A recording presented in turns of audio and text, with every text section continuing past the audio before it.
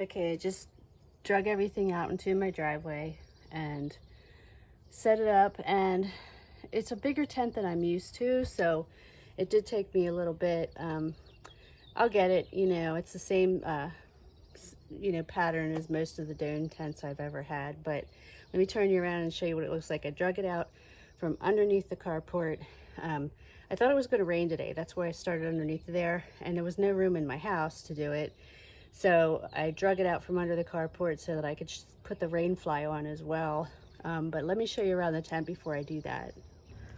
Okay, this is kind of what it looks like without the Rainfly. You have a big door over here to kind of get in and out. There's your floor, cute little pattern on the floor. And it's a pretty big size. That's the small end, where like the back end of the tent. Let me get this, yeah. There are 4 poles across like an X, and then the 2 for the sides.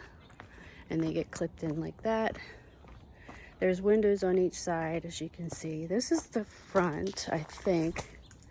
And it opens up both ways. So, you know, I don't have the best conditions here to show you everything, but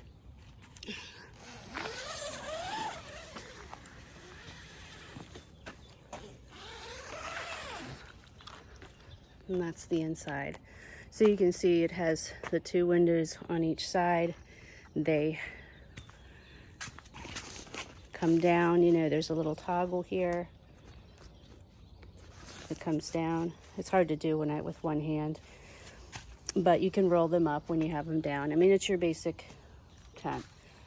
You do have a little hanger up top for a lantern, and you have some pockets there for storage on the side.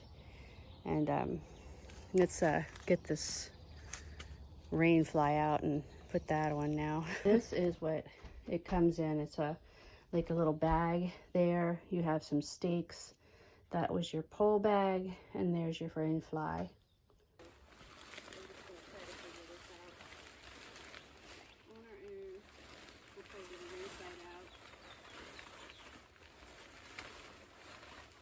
It was just quite large for me, but I wanted the headroom and the space to be hot and stuff.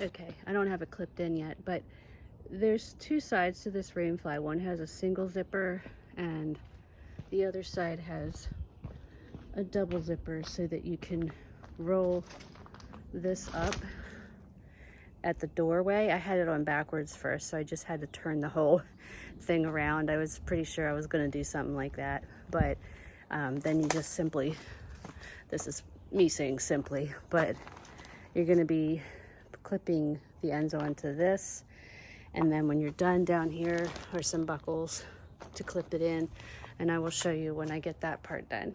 And I just noticed that if I would have paid attention, the one side of the tent has yellow pieces right here that clip into each other, and this side has blue, so that would have helped me avoid having to turn it around. So they are color coded. I thought the entire tent was that way for some reason. Like the poles aren't color coded, but you can figure them out pretty easily. The longer ones go across the X, and then the shorter ones go on the sides. And I think I did it wrong. I'm not sure, but this is on the outside here, and it should be clipping to the pole, I think. So I may have this, it doesn't seem like it, because if I flip it, the logo will be upside down, and it's fitting on fine, except that I don't have it clipped in anywhere, and not all the sides have these little clips. I gotta figure some stuff out, don't I? Yeah, the front two have clips here, and I'm gonna probably have to refer to the instructions now. These can be staked out and rolled up, and there's some pictures that I'll post on here of how all that's done. Obviously, I don't have all the things put up right, and because I'm on pavement, I can't stake it in. So, but this is basically how it's set up. But there's two zippers here, and it rolls up, and you can clip them up there. So let me go refer to my instructions and figure out exactly how that part's done. Okay, this is partially what was confusing me. I didn't understand why the tent didn't look like the tent that I thought I saw in the picture, but actually I did get the buckle right. It is on the outside here, and I think that's for folding the doors back. But they had the guy outlines off the tent when I got it. The last tent I think I had, they just were already attached, but they were located inside the stake bag there, and there's the stakes that it comes with, and there's 4 of these guy outlines that you have to attach at these points on the tent. I'm not going to be able to pull it out taut, obviously, because of the pavement here. I think I got the basic structure right. It's just working out the tweaks and playing around with it. I may have to take this out into a wooded area and try to set this up. I have, I think, 2-3 weeks until the camping trip, so I'll have a little bit of time to play with it. But there it is, sort of, kind of. And the pictures, I'll put up all of the pictures in the video so you can see how it'll look when it's all set up. But let's go inside, and I want to show you how spacious it is. The zippers on the sides, when you first take them down, they got Velcro that you also have here to get through before you zip it the whole way to the ground. And I feel like I'm gonna be playing with this tent a little bit. I'm not sure what some of the attachments are for, but you know, my old tent was like 30 years old. Okay, it took me a few minutes. I struggle with these things because I don't like looking at instructions, but I did have a picture. So I rolled up this one side here with the 2 doors that zip open, and the zipper, you can't start it from the bottom or start it from the top and go down. You have to unzip it from the bottom up, and then there's the toggles that go into these little loopies. Both sides can go open like that so that you have lots of ventilation there. The other side I haven't started yet, and to me, I'm just looking at it, and I guess it's because my driveway is unlevel, very unlevel, and so it looks a little crooked, but I think overall, you know, it'll be fine. So it's just working out the bells and whistles and all the little extra tabs and things that my old tent did not have. It was an Ozark, and it was pretty basic. So at least the structure is the same as far as the crossbars at the top, which is what I wanted. And this, I told you I would take you inside, has really good headroom. Like, my head is right here. So when I go inside, I can fully stand up and have plenty of room. I was watching a short video when I went inside to look at the pictures, and actually the one pocket here is to put the tent in. No, it's right there. When you roll it down, you can tuck it into a pocket. Actually, I haven't figured that part out, and I may have to do this whole video over. But there is a pocket down here. Okay, let's try this. There we go. So when you have the window fully open, or the door fully open, you can tuck this whole door inside of that pocket. Yeah, watch me fumble through everything. I'm not a very savvy person when it comes to figuring things out like immediately. Some people are just intuitive with it. I'm not. But open up some of these windows here.